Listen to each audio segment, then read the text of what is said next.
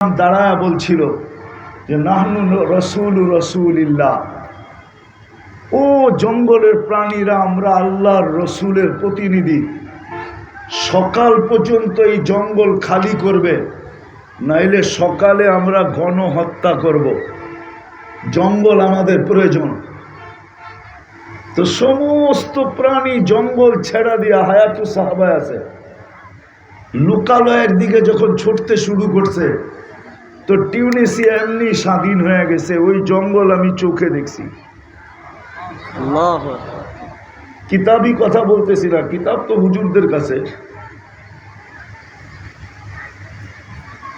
তো সাহাবা বুঝাইতে চেয়েছিলেন যে আমরা কে, তাহলে আমরাও বুঝাইতে পারতাম। মাটির সামনে দাঁড়ায়া, সব সৃষ্টির সামনে দাঁড়ায়া বলতে পারতাম, চিনিস আমাকে কে পছন্দ করে, কার সাথে আমার ভাব, কার সাথে আমার সম্পর্ক। কিন্তু আজ পর্যন্ত তো জানি, খুশি হইলাম না। হইলে তো 2 রাকাত পড়তাম যে আমাকে কে পছন্দ করছে, আল্লাহ। কে? আল্লাহ। নাইলে আপনি মুসলমানের ঘরে আসলেন কি করে? পছন্দ না হইলে ইম্পসিবল। পছন্দ যদি আল্লাহ না করে, তাহলে মুসলমানের ঘরে আসা যায় না, জন্ম নেওয়া যায় না। আরেকটা বলতেছি, শুধু মুসলমান না, উম্মতে মুহাম্মদী তো কোনো মতে হওয়াই যায় না, যদি আল্লাহর কুদরতি হাতের ছোঁয়া না লাগলো। আল্লাহর পক্ষ থেকে যদি নির্বাচিত না হইল, সিলেকশন না হইল, তাইলে উম্মতে মুহাম্মদী কোনো মতে হওয়া সম্ভব না। কুরআন বলে হুয়াজতাবাকুম ওয়ামা জাআলা আলাইকুম জাহিদু ফিল্লাহি হাক্কা জিহাদি। হুয়াজতাবাকুম, ইজতাবাকুম। আল্লাহ বলে আমি তোমাদেরকে চয়েস করছি, কুদরতি হাত দিয়া বাছাই করছি। আমরা বাছাইকৃত, আমরা বাছাইকৃত। সমগ্র মানব জাতির ভিতর থেকে সর্বপ্রথম আমরা বাছাইকৃত। কি? আবার তো কেউ তর্ক বিতর্কের দিকে আমারে নেওয়া যায় কিনা জানি না। এখন না এক তর্ক বিতর্ক খুব চলতেছে মিডিয়ার ভিতরে। ওই তর্ক বিতর্কের দিকে আমি যেতে চাইতেছি না। আমি বুঝাইতে চাইতেছি, আমরা সমগ্র মানব জাতির ভিতর থেকে বাছাইকৃত উম্মতে মুহাম্মদী হওয়ার জন্য। কুদরতি হাত দিয়ে আল্লাহ আমাদেরকে বাছাই করছেন। তারপরে আমাদের মাথায় মুকুট পড়াইছেন, কুনতুম খায়রা উম্মাহ। এটা হলো মুকুট, তাজ। তাজ পড়াইছেন আল্লাহ, পড়াইয়া আমাদেরকে রেখা দিছেন। বসে নির্বাচিত সবার আগে মুকুট পড়াইলাম সবার আগে, কিন্তু পাঠাবো সবার পরে। পাঠাবো সবার পরে, আমাদেরকে রেখা দিছেন। আর সমস্ত নবী রসুলদের মুখে আমাদের আলোচনা ভরা দিছেন। মনে হয় বোঝেন নাই? সব নবী রসুলদের মুখে আমাদের আলোচনা কি করছেন? ভরা দিছেন। এরকম কোন নবী আসে নাই, রসুল আসে নাই, যিনি আমাদের আলোচনায় পঞ্চমুখ না ছিলেন। কোরআন বলে মাসালুহুম ফিত তাওরাত ওয়া মাসালুহুম ফিল ইনজিল। আমাদের আলোচনায় তৌরাত ভরা ছিল, ইনজিল ভরা ছিল, জবুর ভরা ছিল, সহিফা ভরা ছিল। প্রত্যেক রসুলের মুখে মুখে ছিল, প্রত্যেক উম্মতের মুখে মুখে ছিল। কিন্তু আমাদেরকে কেউ দেখে নাই, কিন্তু আমাদেরকে চিনত সবাই। বিদায় আল্লাহ যদি পছন্দ না করতেন, আপনি উম্মতে মুহাম্মদী হতে পারতেন না। বিদায় আসল কথায় আসি, আপনি বোঝেন আর না বোঝেন, অনুভব করেন আর না করেন, শিখেন আর না শিখেন। বাংলা একটা প্রবাদ বাক্য আছে, বাংলায় বুঝলা গেছি জানি কেমন একটা প্রবাদ বাক্য আছে। প্রবাদ বাক্য আছে, একটা ছন্দ আছে বাংলায়, ফাঁসায়া, নিজেই ফাঁসায়া এখন কি করতেছে, রশি ধরে টানতেছে, ঠিক না? কি তো আল্লাহই আমাদেরকে নির্বাচিত করছেন, বিদায় শেষ কথায় চলে আসছি। ভালো মতে এটা বোঝেন, যাকে মুসলমানের ঘরে অস্তিত্ব দিলেন আর উম্মতে মুহাম্মদী বানাইলেন, দুই জিনিস ছাড়া যতই উন্নত হোক না কেন, যতই উন্নত হোক না কেন, যতই উন্নত হন আপনি, না এই ছোট জীবনটা চলবে, না ওইখানে চলবে। এই ছোট জীবনটা চলবে না। এই দুনিয়ার 60-70 বৎসরের জীবন চলবে না। এখন তো দুইজনে কামান, ঘরের প্রত্যেক ব্যক্তিও যদি কামান, তারপরও চলবে না। তারপরও রাগ হয়ে গেলেন। এখন তো 2 জন 3 জন 4 জন কামায় ঘরের, ঠিক না? কি না কামায় না? হ্যাঁ কামায় না? না কামায় না? আবার রাগ হয়ে যাবেন, আমি ভাঙতে চাইতেছি না। কামায়? হ্যাঁ চলে না? সংসার চলে ভালো মতে? না। হ্যাঁ চলে না। সত্য করে বলেন, চলে না কেন? দুইজনেই তো কামায়, চলে না কেন? উচিত তো ছিল সবার কাছে একটা একটা গাড়ি থাকা। দুইজনে কামায়, তারপরও যদি গাড়ি না থাকে, একটা একটা বাড়ি থাকা, চলে না কেন? আমি তো দুইজনের কথা বললাম, স্বামী স্ত্রী দুইজনেই কামায়। এমনও ফ্যামিলি এই এলাকায় আছে সবাই কামায়, ঠিক না? তারপরও কি চলে না? হ্যাঁ কেন চলে না? রব্বে কাবার কসম, আমি এটাই বুঝাইতে চাইতেছিলাম আপনাদেরকে। যাকে আল্লাহ মুসলমানের ঘরে অস্তিত্ব দিলেন, উম্মতে মুহাম্মদী বানাইলেন নিজ পছন্দে, আল্লাহর পছন্দ, কিন্তু আল্লাহর পছন্দ। হ্যাঁ অনেক মানুষের পছন্দকে অ্যাবাউট করা যায়, ফেরত দিয়ে দেওয়া যায়, কিন্তু কিছু মানুষ দুনিয়াতে থাকে যারা পছন্দ করলে আর কিছু বলা যায় না, ঠিক না? বলা যায়? হ্যাঁ এরকম নাই সমাজে? বুঝাইতে মনে হয় পারি নাই। কিছু মানুষের পছন্দ আছে, আপনার ঘরে যদি আইসা বলল আমি কিন্তু পছন্দ করলাম,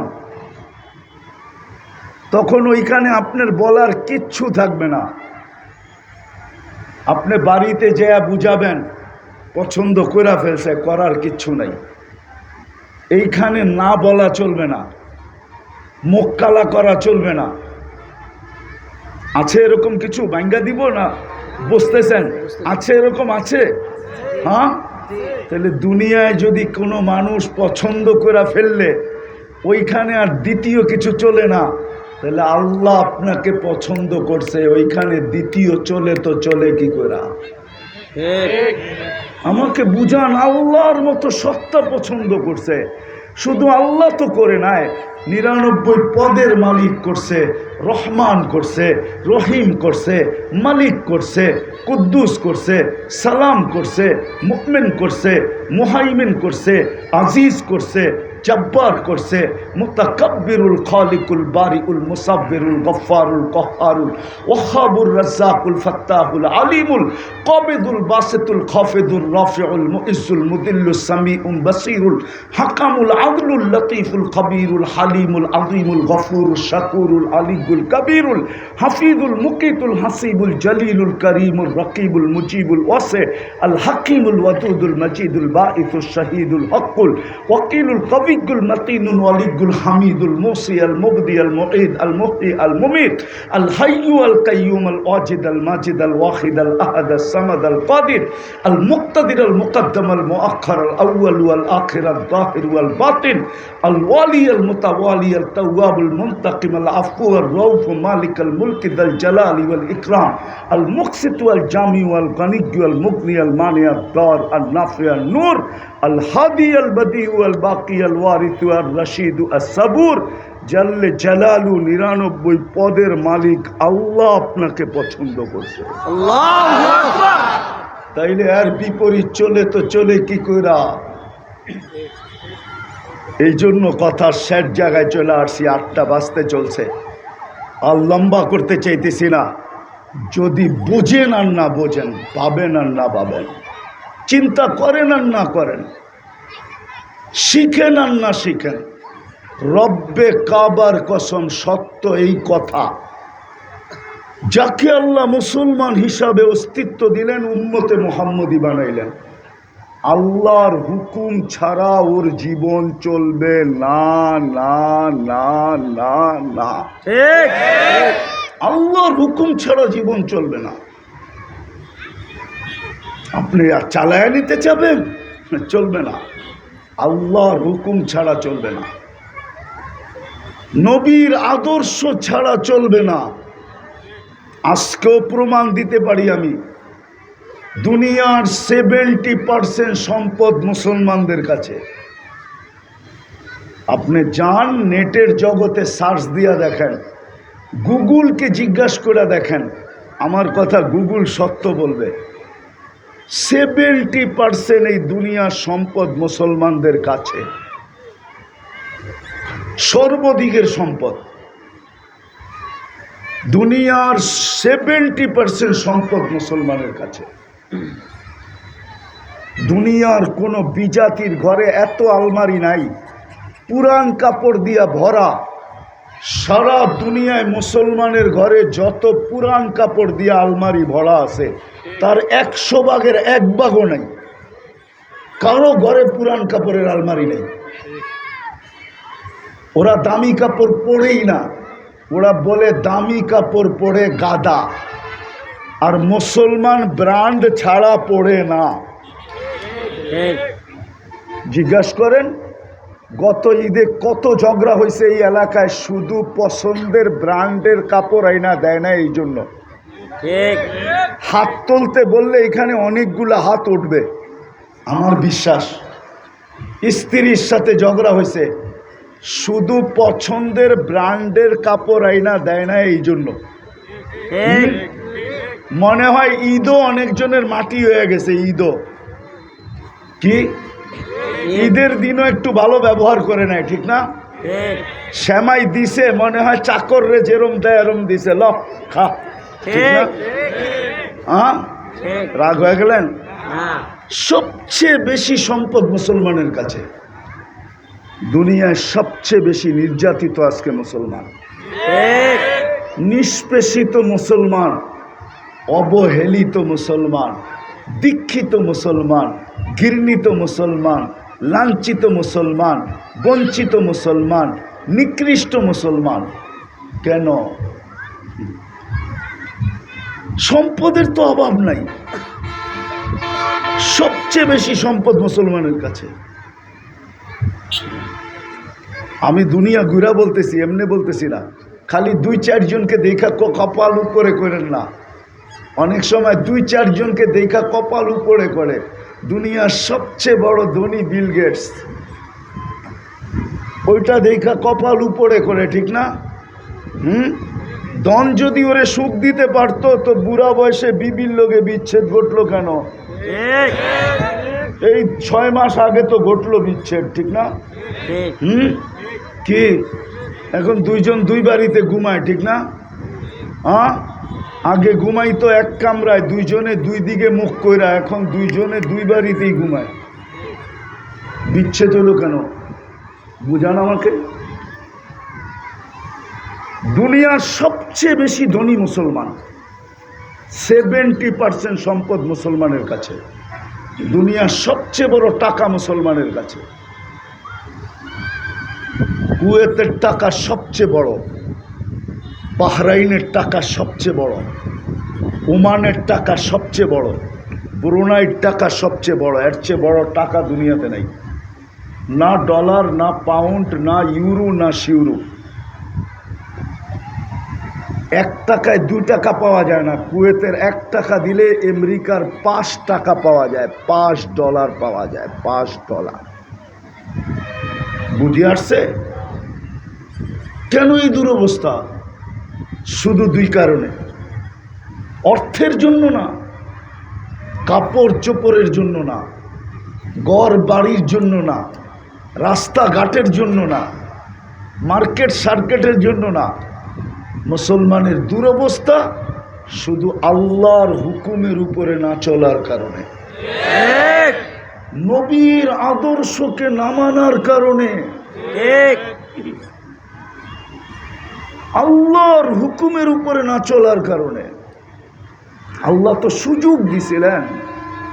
আল্লাহ জানে এই উম্মত 100% আল্লাহর হুকুমের উপরে চলতে পারবে না। এটা মানুষের জন্য পসিবল না। পসিবল বলতে আবার কেউ আবার লেখালেখি শুরু করতে পারে। 100% আল্লাহ যেরকম চায় এরকম চলা মখলুকের পক্ষে সম্ভব। তাইলে আল্লাহ রসুল কেন বলতেন মা আবাদনা কা হাক্কা ইবাদতি, আপনি শান অনুযায়ী করা সম্ভব না। আল্লাহ তো বেশি চান নাই। আমি যদি 2-1টা উদাহরণ দেখাই, রমজান মাস কয়দিন হলো গেল? কয়দিন? 1 মাস কিছু দিন, ঠিক না? আচ্ছা, রমজানে কয় মাসের ইবাদত ছিল? 1 মাসে কয় মাসের ইবাদত বলেন না? 1 মাস ইবাদত করলে কয় মাসের ইবাদত গণ্য করা হতো? 10 মাস। দূর মিয়া, 1 মাসের ইবাদতকে 70 মাসের ইবাদত গণ্য করা হতো। কেননা ফরজ 70 গুণ বাড়ায়া দিছিলেন। কত গুণ? তাইলে 1 মাসে ফরজ আদায় করে আমি বলতে পারতাম যে অ্যাডভান্স 70 মাসের ফরজ আদায় করে কিন্তু ট্যাবলেট খায়া ঘুমাইতেছি, 70 মাস পরে উঠা আবার পড়মু। কি যুক্তিসঙ্গত ছিল না অযৌক্তিক ছিল? মনে হয় বোঝেন না আপনারা, হুজুররা একমত হবে না মনে হয়। যুক্তিসঙ্গত ছিল না? ছিল না? হ্যাঁ। আর যদি বলে অতীতে আমি পড়ি নাই, তাইলে পিছনের 70 মাসের ফরজের ঘাটতি পূরণ করা সম্ভব ছিল, ঠিক না? হ্যাঁ, যুক্তিসঙ্গত তো। কিন্তু কয়জন রমজানে নামাজ পড়ছে বলো? এখানে যারা দাঁড়ায় আছে, এইখানে যারা দাঁড়ায় আছে এরা বলো যে কয়জন রমজানে 100 ভাগে 100 ভাগ নামাজ পড়ছে? বলো এখানে যারা দাঁড়ায় আছে, বসা আছে, কি এই এলাকায় 100 ভাগ নামাজ পড়ছে? না। জি না। কয় ভাগ? শতকরা কয়জন পড়ছে? 5%। আচ্ছা, মাইনা নিলাম 30% পড়ছে, ঠিক না? মাইনা নিলাম, ঠিক না? মানতে অসুবিধা কি? 70% পড়ে নাই। তা আপনি ভালো থাকতে চান কি করে? আপনি ভাবছেন ভালো থাকবেন? কেমনে থাকবেন ভালো বলেন? কেমনে থাকবেন ভালো আমাকে বলেন? 70 ভাগ তো পড়ে নাই। বলবেন যে 30 ভাগ পড়ছে ওরাও তো ভালো নাই। আগেই বলছি আমি, এটা উম্মত, এটা জাতি, মুসলমান জাতি, এটা উম্মতে মুহাম্মাদি। এই দুনিয়ায় বকবে সবাই সমানভাবে, এটাই সিদ্ধান্ত। হ্যাঁ, ওই দুনিয়ায় পৃথক হয়ে যাবে 30%, 70% ধরা খাওয়া যাবে। কিন্তু এইখানে 70%-এর জন্য 30%কে বিপদ ভোগ করতে হবে, এটাই সত্য। আমি তো বলি গরম, এটা কম দিছেন, আগুন ফালানোর দরকার ছিল, আগুন। আর লেখা দেওয়া দরকার ছিল চিঠিতে, আগুনের সাথে চিঠি আসা দরকার ছিল। যে রমজান মাসে অ্যাডভান্স 70 মাসের আবাদত করে রাখার সুযোগ ছিল, কিন্তু তোমরা 30% করছো, 70% করো নাই। অতীতের 70 মাসের ফরজের ঘাটতি পূরণ করার সুযোগ দিছিলাম আমি, কিন্তু তোমরা কর্ণপাত করো না। আমি আগুন দিব না তো দিব কি? এই চিঠি লেখা দেওয়া দরকার ছিল। ঠিক। গরম আর এই দুর্দশা এর চেয়ে বেশি কিছু অপেক্ষা করতেছে। বিদায় শেষ জায়গায় চলে আসছি। আসেন আমার কথা বোঝেন। আমি আপনাদের পায়ে হাত দিয়া বলতেছি, আপনি মুসলমানের ঘরে জন্ম নিয়েছেন, উম্মতে মুহাম্মদী হিসাবে নির্বাচিত হয়েছেন। মুসলমানের ঘরে অস্তিত্ব দিছে আল্লাহ, উম্মতে মুহাম্মদী হিসাবে নির্বাচিত করছে। দুই জিনিস ছাড়া আপনার জন্য কোনো গতি নাই। যেমন আমি উদাহরণ দিয়া বুঝাইলাম, কিছু মানুষ যদি পছন্দ করে ফেলে তখন আর কোনো গতি থাকে না, আর কোনো গতি থাকে না, আর কোনো গতি থাকে না, আর কোনো গতি থাকে না। আমি ইঙ্গিত দিয়া বুঝাইতেছি, কেউ যদি আইসা বলল এটা আমার লাগবো, রাইখা দে, আমি লোক পাঠাইতেছি, আপনার ভিতরটা ফাইটা যাবে, হয়তো চেহারাটা মলিন হবে, হয়তো আপনি কর্মচারীকে বলবেন কোনো গতি নাই। এটা দিয়া যদি খুশি থাকে নিয়া তাইলে তো ভালো, আর যদি খুশি দিলে না দিলাম তাইলে বড় একটা লিস্টি আইতে পারে আমার কাছে। ওই সময় বড় লিস্টিটা দিতে হবে। মনে হয় বোঝেন নাই? ঠিক। হ্যাঁ, তাহলে দুনিয়ার কেউ পছন্দ করলে যদি গতি না থাকে, আপনাকে মুসলমানের ঘরে কে পছন্দ করছে? আল্লাহ। 99 পদের মালিক আল্লাহ। উম্মতে মুহাম্মদী হিসাবে কে পছন্দ করছে? আল্লাহ। আপনি আজকের লাভ দেখতেছেন, কালকের লাভ দেখতেছেন না। চলেন কালকের লাভ শুনে দিই আপনাকে। ওই দিন বুঝবেন, যেই দিন কাগজের মুসলমানকে আল্লাহ বাহির করবে জাহান্নাম থেকে। কাগজের মুসলমান বুঝেন? আমাদের সমাজে কিছু লোক আছে, না আচরণে, না কথাবার্তায়, না চলাফেরা, না উঠা বসা, কোনো কিছুতে সে নিজেকে মুসলমান স্বীকার করে না। কিন্তু কোথাও যদি সরকারি কাগজে ধর্ম লিখতে হয়, তাহলে সে চুপে লেখা দিয়ে আসে আই এম মুসলিম। ঠিক। ওকে যেই দিন দুজক থেকে আল্লাহ বাহির করবে, ওকে যেদিন, ওই দিন সারা দুনিয়ার কাফের চিৎকার দিবে, ইয়াউমা ইয়াউদ্দুল্লাযীনা কাফারু লাউ কানু মুসলিমিন। ওই দিন কাফের জগৎ চিৎকার দিবে, আমরা যদি এরকম কাগজের মুসলমান হইতাম তাইলে তো আজকে আমাদেরও বাহির হওয়ার সুযোগ হতো। ঠিক। আল্লাহ। কেননা অনলাইনের যুগ। আপনি চুপে লেখা আসলে কি হবে? কাফের জগৎ অনলাইনে চাইনা ফেলছে আপনি মুসলমান। দুজকে যখন দেখা হবে তো ওরা চিৎকার দিয়া বলবে, কিরে তুই না অনলাইনে লেখা আসলি মুসলমান, তো তুই আমাদের সাথে কেন? তোর তো জান্নাতে যাওয়ার কথা, তুই আমাদের সাথে কেন? এটুক টিটকারি করতে দেরি, আল্লাহর রহমতে জোশ আসতে দেরি হবে না। আল্লাহ বলবে, জিবরিল এদেরকে বাহির করো। যখন বাহির করবে তো সারা দুনিয়ার কাফের চিৎকার দিবে, ইয়াউমা ইয়াউদ্দুল্লাযীনা কাফারু লাউ কানু মুসলিমিন। হয় আমরা যদি ওদের মতো অনলাইন মুসলিম হইতাম তাইলে আজকে আমাদের বাহির হওয়ার সুযোগ হতো। ওই দিন বুঝে আসবে। বিদায় পায়ে হাত দিয়া বলতেছি, দুই জিনিস ছাড়া আপনার চলবে না। একটা হলো আল্লাহর হুকুম, দ্বিতীয় হলো নবীর আদর্শ। আমি শেষ কথা বলতেছি, হুকুমের ভিতরে যদি একটাও করতে পারেন তাইলেও মনে হয় পার হয়ে যাওয়া যাবে। একটা, আজকে যদি মুসলমান 100 ভাগে 100 ভাগ, নারী হোক আর পুরুষ হোক, কি করেন আর না করেন আমার এটা বিষয় না, যদি একজন অঙ্গীকার করলো যে আজকের থেকে আমি নামাজ কোনো দিন ছাড়বো না না না না না, পারবেন? ওয়াদা? ওয়াদা। পাক্কা? পাক্কা। হ্যাঁ, যদি এতটুক আজকে মুসলমান করে দেখাইতে পারে নামাজ, আমি আপনাদেরকে লেখা দিতে পারি কসম খায়া, আজকে যদি 100% মুসলমান 5 ওয়াক্ত নামাজ পড়ে আল্লাহকে দেখাইতে পারে, তাহলে কালকে সকালে সূর্যের রং ভিন্ন হবে, দুনিয়ার পটভূমি রাত পরিবর্তন হবে, মুসলমানদের বিজয়ের পালা শুরু হবে। আমি ওলামাদেরকে বলতেছি, আপনাদেরকে না, ইচ্ছা করলে আমার থেকে নাম্বার নিতে পারে। 89-তে সর্বপ্রথম আমি বিদেশ সফর করছি। দুবাই আর সৌদি আরব আমার সফর চলতেছিল, তাবলিগি সফর। ওই সময় আমার সাথে পরিচিত, আজও পরিচয় আছে, ফিলিস্তিনের এক আলেম, বড় বিজ্ঞ আলেম, অনেক কিতাব লেখছেন সে। তার নাম হইল ইয়াসের শাবান।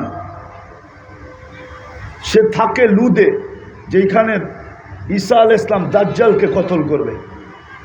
তো সে 89-তে আমাকে বলতেছিল, সফরকালীন প্রথম পরিচয়, যে আমার প্রতিবেশী এক ইহুদি আলেম আমাকে জিজ্ঞাসা করছে যে তোমাদের জুমায় আর ফজরে মুসল্লি কীরকম হয়। তা আমি তর্কে না জড়ায় আমি তাকে বলে দিছি যে জুমার তুলনায় ফজরে আমাদের কোনো মুসল্লি হয় না। সত্য তো? সত্য। হয় না। জুমার তুলনায় না। তো সে বলছে তাইলে আমরা নিরাপদ। তা আমি তাকে জিজ্ঞাসা করছি এটার অর্থ কি। বলছে আমাদের কিতাবে লেখা আছে যেই দিন মুসলমানদের জুমার জামাত আর ফজরের জামাত সমান হবে, ওই দিন থেকে মুসলমানদের বিজয়ের পালা শুরু হবে। এর আগে যতই চিৎকার দেখ, বিজয়ের পালা শুরু হবে না, না, না, না, না। ঠিক। আমরা যদিও আমাদের কোরআনের কথা না মানি, ওরা কিন্তু ওদের কিতাবের কথা অক্ষরে অক্ষরে মানে। ওরা এটা বিশ্বাস করে, কিন্তু আমরা বিশ্বাস করি না। এই জন্য আজকে যদি প্রত্যেক মুসলমান, বিশেষ করে এইখানে যারা দাঁড়ায় আছি, এই মজলিসে আছি, পায়ে হাত দিয়া বলবো, নিজেও পড়েন, গরারাদেরকেও বলেন, পড়া দেখেন, পড়া দেখেন, মনের থেকে একাগ্র চিত্তে পড়া দেখেন নামাজে কি রাখা আছে। এই জন্যই বললাম, আল্লাহর একটা হুকুমও যদি আজকে মুসলমান 100 ভাগে 100 ভাগ পালন করে, শুধু 5 ওয়াক্ত নামাজ,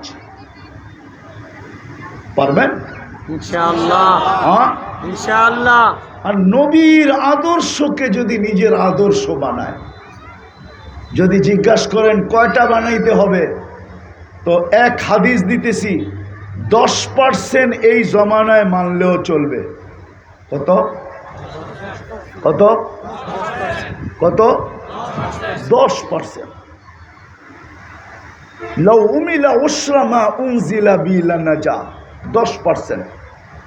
যদি বলবেন এটাও কষ্ট হয়ে যায়, তা আল্লাহর রসুল আমাদের জন্য সহজ করছেন, মান তামাসসাকা বিসুন্নতি ইনদা ফাসাদি উম্মতি। এক সময় আসবে, একটা সুন্নতকেও যদি ইমানের সাথে সঙ্গী বানাও, সঙ্গী আদর্শকে সঙ্গী বানাও, তাহলে এক সুন্নতের বিপরীতে তোমাকে 100 শহীদের মালা পরানো হবে। সুবহানাল্লাহ।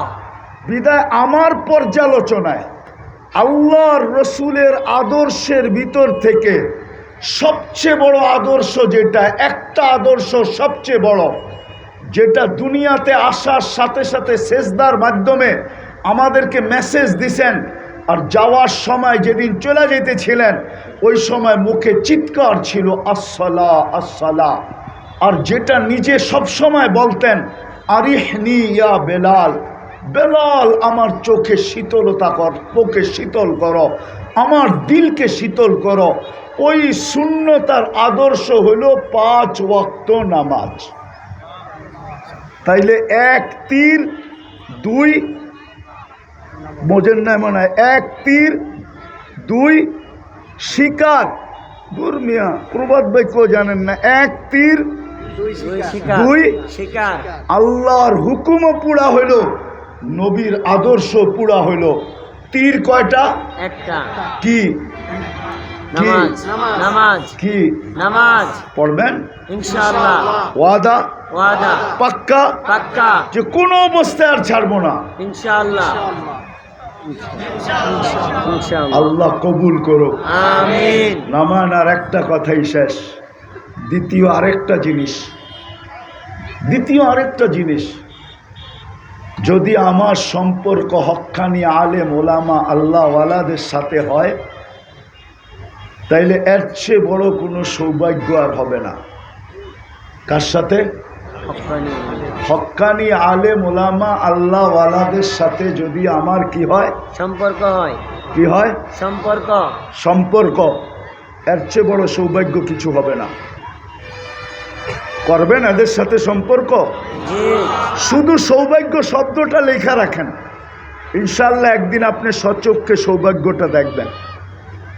এটা খোলার সময় নাই, নাইলে খোলা দিতাম লম্বা হয়ে যাবে যে সৌভাগ্যটা কি। শুধু সৌভাগ্য শব্দটা লেখা রাখেন যে আপনার কতটুকু সৌভাগ্য হবে এদের সাথে সম্পর্ক রাখার কারণে। শুধু সম্পর্ক রাখেন। আরেকটা কথা মনে রাখেন, স্রোত চলুক তাতে কিছু আসে যায় না, কিন্তু আপনি বাইসা যান না কখনো হক্কানি আলেম ওলামাদের উপরে কি আঙ্গুল উঠেন না।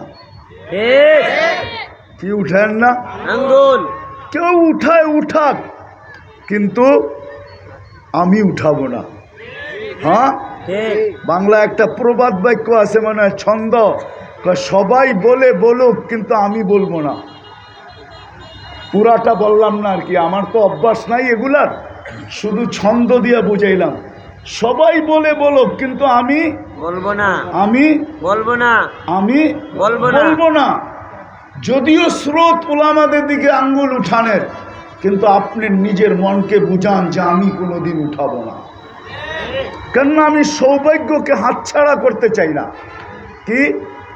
সৌভাগ্যকে হাতছাড়া করতে চাই না। এই জন্য সবার কাছে দরখাস্ত, হক্কানি আলেম ওলামা আল্লাহওয়ালাদের সাথে চলবে ইনশাআল্লাহ। পাক্কা? পাক্কা। ছেলেরা আপনাদের কাছে গেছে, যদিও আমি বলি নাই, যতটুকু পারেন মাদ্রাসাকে সহযোগিতা করেন, যতটুকু সাধ্য হয়। 1 টাকা পারলে 1 টাকা দেন। টাকা একটা এটার জন্য ছোট না, হতে পারে 1 টাকা দিয়েও আপনি জান্নাতে যেতে পারেন। এই উম্মত 1 নেকি দিয়া জান্নাতে যাবে, 1 নেকি দিয়া। হ্যাঁ, এই উম্মত নেকি ছাড়াও জান্নাতে যাবে। কি ছাড়া? নেকি ছাড়া। নেকি ছাড়া ছাড়াও জান্নাতে যাবে। হ্যাঁ, যার ভাগ্য খুলা দিছে আল্লাহ ও যাবে, সবাই না। কারো কারো ভাগ্য খুলা দিবে আল্লাহ, যে নেকি ছাড়াও কি জান্নাতে যাবে, জান্নাতে যাবে, যাবে। বিশ্বাস হয় না আপনার? জি হ্যাঁ, হয়। নইলে এই হাদিস কেন আসলো? ওয়াজাবা লাহুন নার। হাফেজ 10 জনকে নিয়ে যাবে, এরকম 10 জনকে যাদের উপরে জাহান্নাম অবধারিত। নেকি থাকলে কি জাহান্নাম অবধারিত হয় নাকি? না। এরকম 10 জনকে হাফেজ জান্নাতে নিয়ে যাবে। ওলামারা নিয়ে যাবে এক এক জনে 400 জন। কত? 400 জন। কত? 400 জন। আমাদের বাগে পড়বে না। বাংলাদেশে যত হাফেজ আছে, বাংলাদেশের মানুষকে জান্নাতে নিয়ে যাওয়ার জন্য ওদের কোটাও পুরা হবে কিনা সন্দেহ আছে আমার কাছে ডাটা আছে, ডাটা। আলেমদের দরকার হবে না, আলেমরা তো ডাইনে বামের থেকে নিবে কোটা পুরানের জন্য। বাংলাদেশের মানুষ বাগে পাবে না আলেমরা, মনে হয় হাফেজরাই কোটা পুরা করে ফেলবে। আল্লাহু আকবার। হ্যাঁ, আমার কাছে ডাটা আছে, হুজুররা মানতে চায় না। খালি আমার কাছে হাফেজদের ডাটা আছে। বাংলাদেশে কয় লক্ষ হাফেজ, আর বাংলাদেশের মানুষ কয়টা?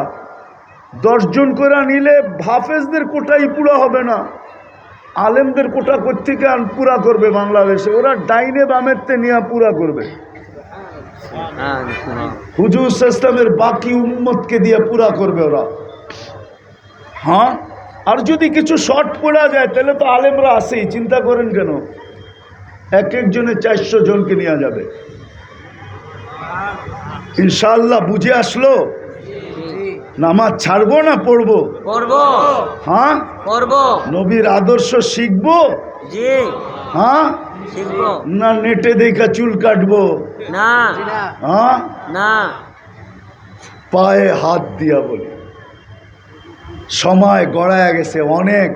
এখনো যদি আমাদের হুঁশ না আসলো, তাইলে কিন্তু স্টিম রুলার আল্লাহর পক্ষ থেকে আসবে। ওই দিন সইতে পারবো না, ওই দিন চিৎকার দিব শুধু। এখনো তো মুসলমান চিৎকার দেওয়া শুরু করে নাই, অচিরেই মনে হয় চিৎকার দিবে, মাতা নাসরুল্লাহ, আল্লাহর সাহায্য কবে আসবে, কবে আসবে, খালি চিৎকার দিবে, চিৎকার।